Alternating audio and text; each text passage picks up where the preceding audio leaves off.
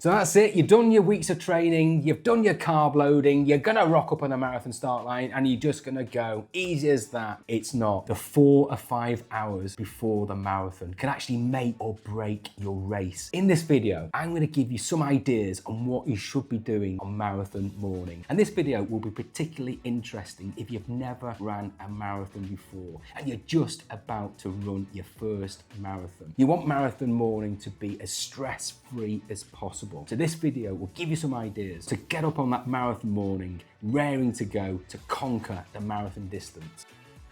So 4 hours out from the big moment, the moment that you've been training for. So I typically wake about 4 hours before the marathon starts. And one of the first things that I do is I reach for a big glass of water. So I consume about 500 milliliters of water as soon as I wake up. I like to stay as hydrated as I possibly can on marathon race day. So drink some water, maybe some electrolytes. And I continuously sit on water until I get to the start line. And if you're anything like me and tens of thousands of other marathon runners, you may have had a restless night's sleep. Don't worry about it. Every single marathon that I've completed, I've barely had any sleep the night before. Adrenaline, excitement will see you through.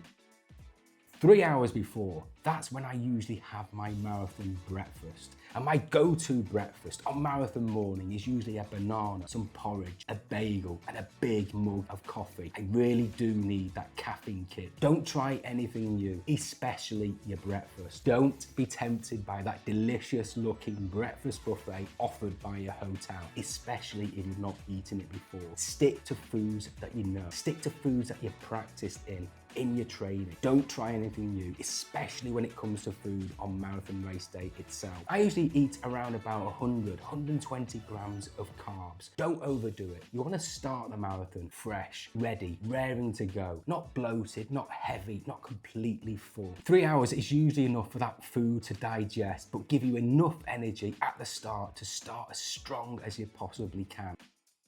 2 hours before, this is when I usually put on my race gear. And I would have my race gear all laid out on the bed next to me. And you may have seen it on social media, the flat lay. This is where marathon runners take a photo of all of the gear, all of the kit that they're going to be wearing during the marathon. And this is not just to flex their social media ego, it's to have a visual checklist to make sure they've got everything in place for the morning of the marathon. So take a flat lay photo the night before, lay out your kit next to your bed so it's there at hand first thing in the morning. Make sure you've got everything, your running gear, your shoes, your bib, your safety pin, your headphones, your cap, your sunglasses, your energy gels, your carb drinks. Do it the night before, set it up next to your bed so you don't have to worry about that first thing in the morning. So put on your bib before you get to the marathon start line. The amount of runners that I see scrambling around looking for safety pins, putting their bib on upside down. Do it before you leave your house or your hotel. It just makes everything so much easier and calmer. Also check the weather. Look out the window. What is the weather doing? Not only for the marathon itself, but for the hours leading up to it. Check the weather apps. Do you need to put on some warm clothes? Because you may be at the start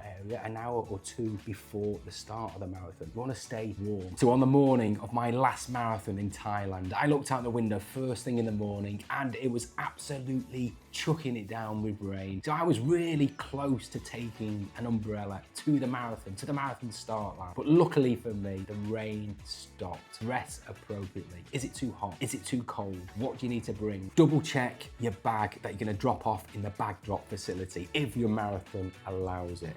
Put in everything that you will think you'll need for after the marathon. So that could be food, liquids, a change of clothes, a nice new pair of comfy shoes, or a pair of flip-flops.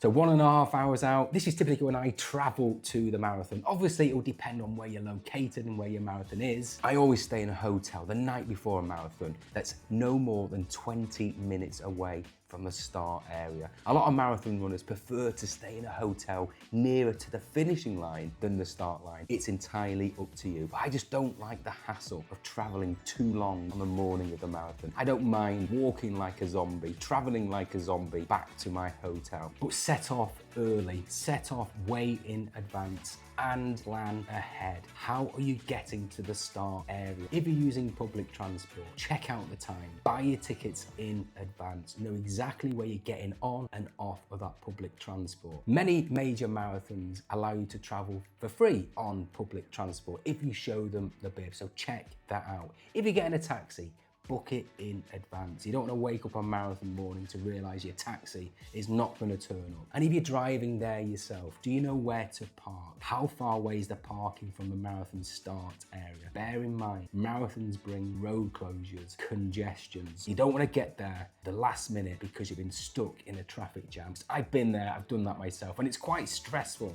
You're not quite sure whether you're going to make it on time or not. Wherever you get dropped off, whether it's a taxi, whether it's a train, whether you drive there yourself, there may be a 10-15 minute walk to actually get to the marathon start area. So bear that in mind when you plan your travel route.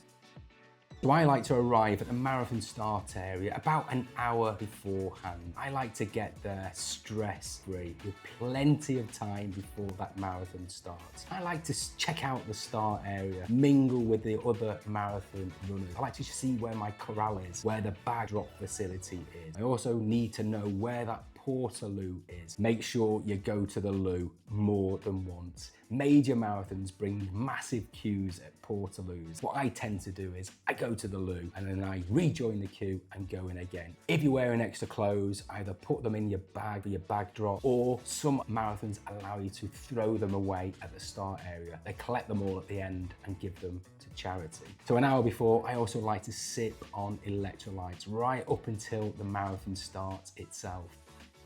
So 45 minutes out from your victory lap. This is where I usually do some dynamic stretches. So 5-10 minutes of stretches that you've done before in your training. So don't try and introduce some new stretches that you've never attempted. Don't do static stretches, do dynamic stretches. Get the movement of running. And also, if you can, do a 5-minute jog. I just want to get everything warmed up, raring to go.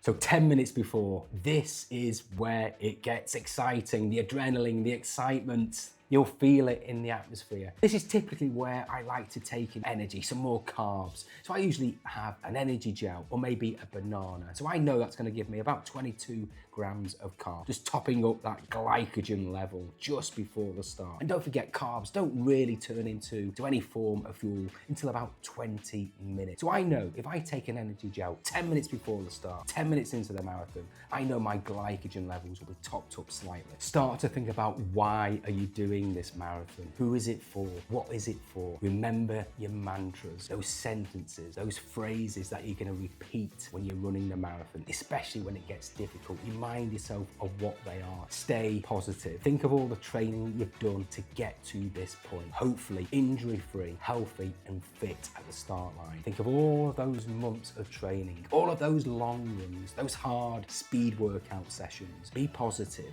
and don't overthink the marathon distance. When I'm at a start line of a marathon, I'm not thinking of 42 kilometers or 26.2 miles. I'm just thinking of the first 10 kilometers. It's just easier to manage, so don't overthink the distance. Tie your shoelaces. Make sure your shoelaces are tied properly. Double, triple knot them if you can. There's nothing worse than reaching the halfway point to look down, to realize your shoelaces are undone. You have to bend over, tie them up, and then struggle to get back going again. So make sure your shoelaces are tied. 5 minutes to go. You're nearly there now. The nerves may be kicking in, but now is the moment to really soak in the atmosphere. Look at the supporters, thank the volunteers, appreciate the other marathon runners that you're going to run the marathon distance with. Plan and visualize how you want the marathon to go. Visualize the finishing line, receiving your medal, seeing your friends and family cheering and celebrating once you complete the marathon. Get your GPS started on your watch about 5 minutes before that gun goes off. Lots of marathon runners do it a minute or two before. And if you're running in a big city, it can take a few minutes for GPS to kick in. Similarly, if you're wearing earphones and you want to connect them to your phone or your watch, lots of people are doing the same at the start line. So 1 minute before, all you can do is take a deep breath and start your marathon and put all of that training that you've done into action. If you're running a marathon soon, let me know which one. What are your plans for marathon day? Do you have it all planned out already? or you're just going to see what happens on the day itself? Let me know down below in the comment. Good luck in your marathon.